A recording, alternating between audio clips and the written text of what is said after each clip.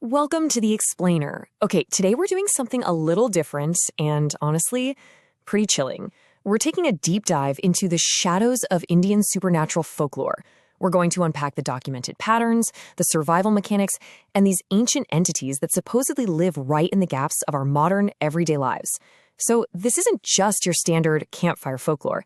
It's a really fascinating look at the unspoken rules of the unknown. Let's unravel the mysteries of the night, shall we?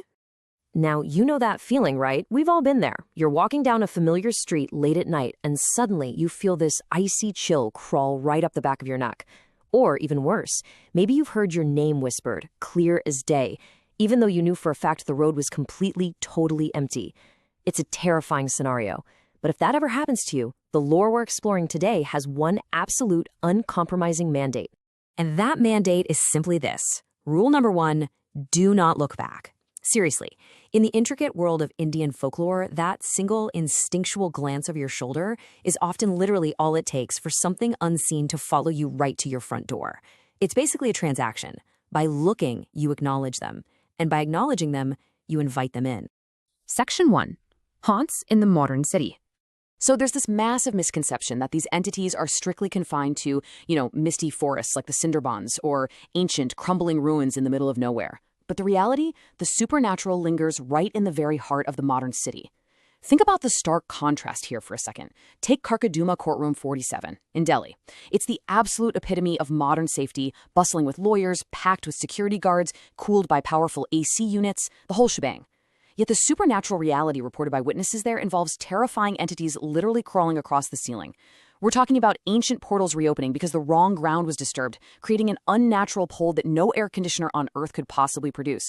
It's a chilling reminder that concrete and security guards offer zero protection against ancient folklore. Section 2, the anatomy of an encounter. So this begs the question, why you, right? If these things are everywhere, what exact mechanics cause an entity to target a specific person? Well, it isn't random. The encounters follow a very strict formula. It almost always starts with a weak aura or a high-stress state. These entities prey on vulnerability. Once you're in that state, they deploy the hook. This is pure deception. It might sound like a child crying in the dark or even the voice of a close friend calling out to you. Finally, the acknowledgement.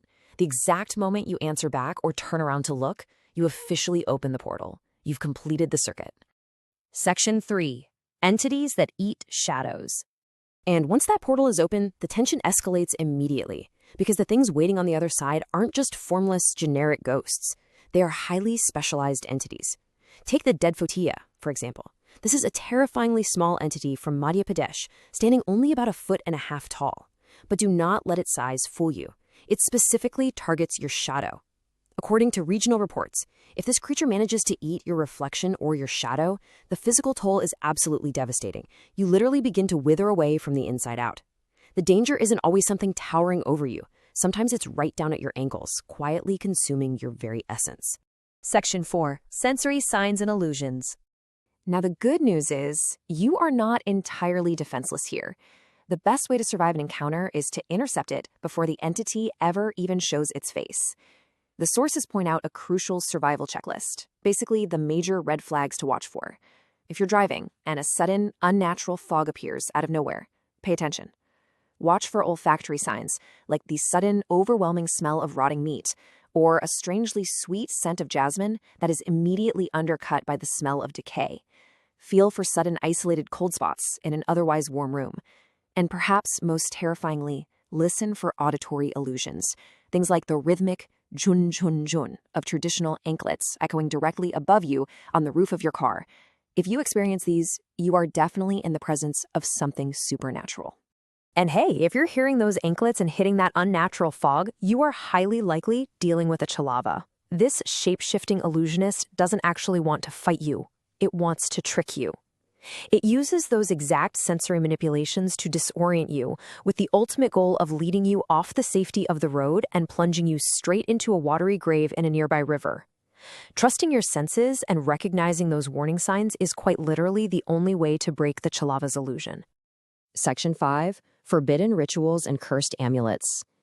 Now we venture into the darkest corner of this folklore, because sometimes the supernatural isn't just a random encounter on a foggy road. It's directly invited in through human greed. This brings us to the Bakshini. The sources describe this entity as a blood drinker. And what's fascinating and horrifying, honestly, is that people actually invite this upon themselves. We see cases where individuals attempt sadhana, or intense spiritual practices, completely on their own without the guidance of a guru. They do it out of pure greed, seeking immense wealth or unnatural influence over love. But the ritual turns on them. Instead of gaining power, they accidentally turn their own bodies into a physical vessel for the Bakshini. It's an entity that slowly drains their life force day by day until there is literally nothing left but skin and bone. But the danger isn't just in performing complex, forbidden rituals, it actually bleeds right into our everyday lives, because sometimes seemingly innocent protections are actually invitations. The sources are incredibly explicit about this. Never accept a tabiz, an amulet, from a stranger at a funeral, especially if they somehow know your pet name. They detail this chilling account of a woman who visited a known haunted location. Afterwards, she was approached by a stranger who eerily knew her intimate pet name, a name absolutely no stranger should know. This stranger offered her a tabiz, supposedly for her protection, but by accepting it, she inadvertently became a portal for a restless spirit. The very thing meant to shield her was the anchor that dragged the entity into her home, bringing with it those terrifying sudden cold spots and that sickly smell of jasmine mixed with decay. So, what does this all mean?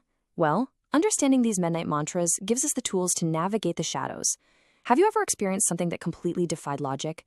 Have you ever felt the weight of non-human eyes watching you from the dark, or caught a scent of jasmine where there were definitely no flowers? If you have, we'd love for you to share your survival stories in the comments below. Your experience might just be the exact warning someone else needs to read today. Until next time, remember the cardinal rule.